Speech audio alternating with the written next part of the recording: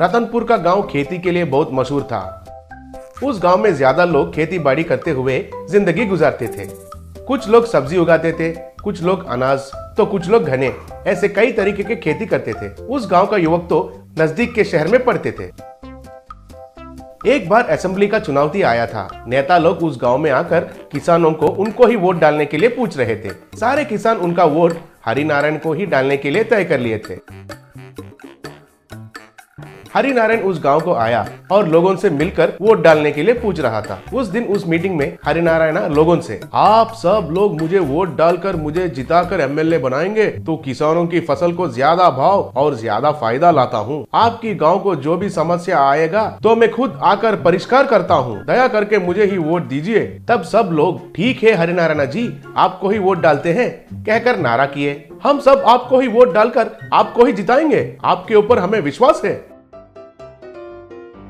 आप सबको बहुत बहुत धन्यवाद, तो जीतने के बाद मिलते हैं, कहकर चला गया। चुनौती का दिन आ ही गया। सब लोग लाइन पर खड़ा होकर हरिनारायण को ही वोट डाले थे। हरिनारायण सर्वसम्मति से जीत गया। मुझे सर्वसम्मति से जितवाने के लिए मैं हमेशा आपको बहुत ऋणी हूँ। आपको सेवा करके मैं अपना वचन निभाता हूँ और आपका एहसान चुकाता हूँ। बहुत बहुत धन्यवाद, कहकर उधर से खुश होकर चला गया था। किसान भी बहुत खुश हो गए थे। हरिनारायण उस गांव की फसल को संवर्धित पानी का व्यवस्था किया। उस साल उस गांव का खेत हरे भरे बन गए थे। किसान फसल कब हाथ में आएगा कहकर इंतजार कर रहे थे, लेकिन प्रकृति किसानों के ऊपर प्रतिशोध हो गया था। बड़ा सा तूफान आकर बाढ़ में पूरा गांव डूब गया था। सारे खेत पानी में डूब गए थे। गैर सरकारी संगठन वाले आकर और बहुत सारे नौजवान आकर उस गांव के लोगों को सहायता करने लगे थे। सरकार से कोई सहायता नहीं मिला था। बाढ़ कम हो गया और हरिनारायण उस गांव में आया और किसानों को परामर्श किया। क्यों भाई एमएलए साहब, आप तो हमारे सहायता करेंगे कहकर वचन दिए थे, लेकिन बाढ़ आया तो आप गायब हो गए थे। गैर सरकारी संगठन वाले नहीं आते तो हमारा हाल क्या होता था, कहकर मुंह पर पूछा। तब हरिनारायण बहुत शर्मिंदा हो गया था। क्या सरकार से आपको कोई सहायता नहीं मिला? नहीं मिला, कम से कम पुलिस का सहायता भी नहीं मिला। कोई हमें बचाने के लिए नहीं आए थे। मैं अभी पुलिस को बुलाकर पूछता हूँ, कहकर पुलिस को फोन किया और फोन में, हेलो पुलिस, आप जहां भी हो तुरंत रत्नपुर को आइए, जल्दी। तब पुलिस तुरंत एक जीप में आए थे। रतनपुर के लोगों को आप सहायता क्यों नहीं किए? सब रास्ते पानी में डूब गए थे, इसलिए हम नहीं आ पाए सर, इसलिए सहायता भी नहीं कर पाए। आपका पुलिस डिपार्टमेंट सबसे पहले रहकर सर्विस करने के लिए है ना, कारण बोलने के लिए नहीं। आपको सजा देना चाहिए। आपका पुलिस स्टेशन को पानी में बनाए तो कैसे मुसीबत होगा आपको पता चलना चाहिए। अगले दिन एक स्विमिंग पूल में एक इमारत बनाकर पुलिस स्टेशन को उधर लगवाया था हरिनारायण। बस तब से पुलिस उस पानी में से पुलिस स्टेशन को जाने के लिए और उस पानी में से बाहर आने के लिए बहुत मुसीबत झेलने लगे थे।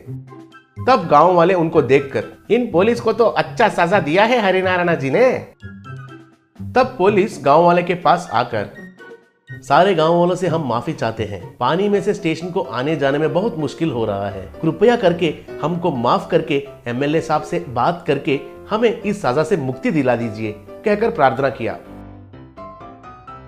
तब सब लोग सोचकर हरिनारायण से बात किए। हरिनारायण भी सोचकर, पुलिस को माफ करता हूँ, लोगों को कौन सा भी आपत्ति आने पर आप पहले रहकर सहायता करेंगे कहकर प्रणाम कीजिए। आपके स्टेशन को स्विमिंग पूल से बाहर लेकर आता हूँ।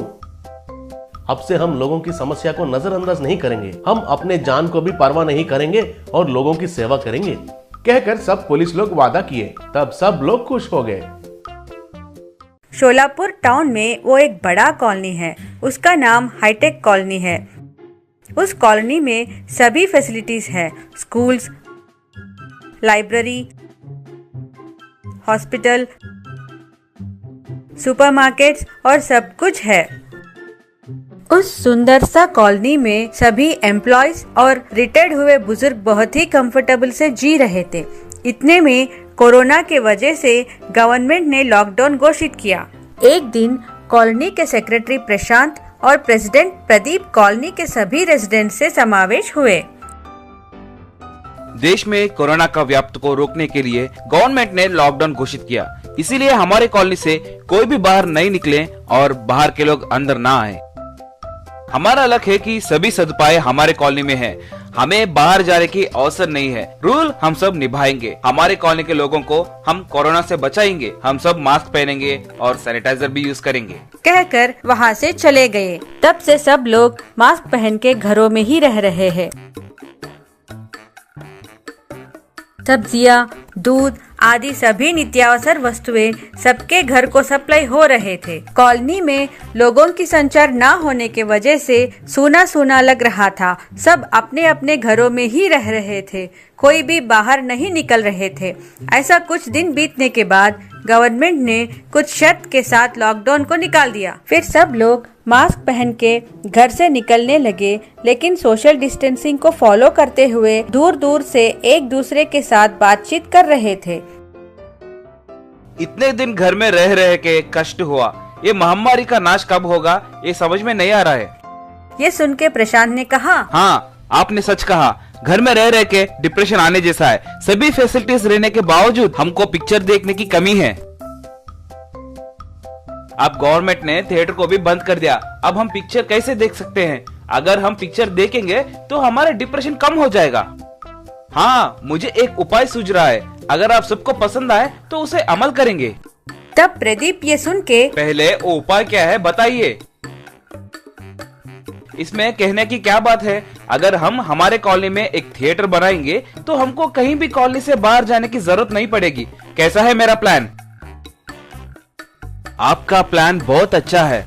हम ही अपने कॉलोनी वालों के लिए एक थिएटर बनवाएंगे, लेकिन थिएटर बनाने के लिए जगह कहाँ पर है?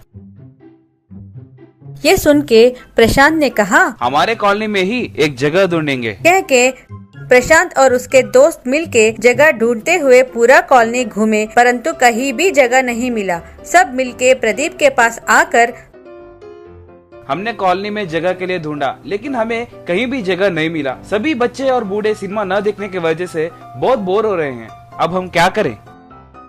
मेरे दिमाग में एक आइडिया है। बोलिए, वो आइडिया क्या है? कोरोना की वजह से हमारे स्विमिंग पूल को कोई इस्तेमाल नहीं कर रहा है। उसमें कोई भी स्विमिंग नहीं कर रहा है और कुछ दिनों तक नहीं करेंगे। इसीलिए उस पानी में तैरने वाले एक थिएटर को बनाएंगे। बोलिए, आइडिया कैसा है? आपका आइडिया बहुत अच्छा है। कल ही हम काम शुरू करेंगे। कल आप सब स्विमिंग पूल के पास आ जाइए। अगले दिन सब कॉलोनी के लोग स्विमिंग पूल के पास आकर लकड़ी से थिएटर बनाना शुरू किए। 5 दिन में उसका निर्माण पूरा हुआ। स्विमिंग पूल में तैरता हुआ थिएटर को देख के सब लोग बहुत खुश हो गए। कॉलोनी के बच्चे और बड़े खुशी खुशी से थिएटर के अंदर जा रहे थे। तब प्रशांत ने प्रदीप से कहा, आपका आइडिया सुपर है भाई। लोगों को मनोरंजित करके उनका डिप्रेशन दूर कर दिया है आपने। तब प्रदीप ने खुशी से कहा, ये सब हमारी कृषि का फल है, लेकिन सबको सोशल डिस्टेंसिंग फॉलो करवाना हमारी जिम्मेदारी है।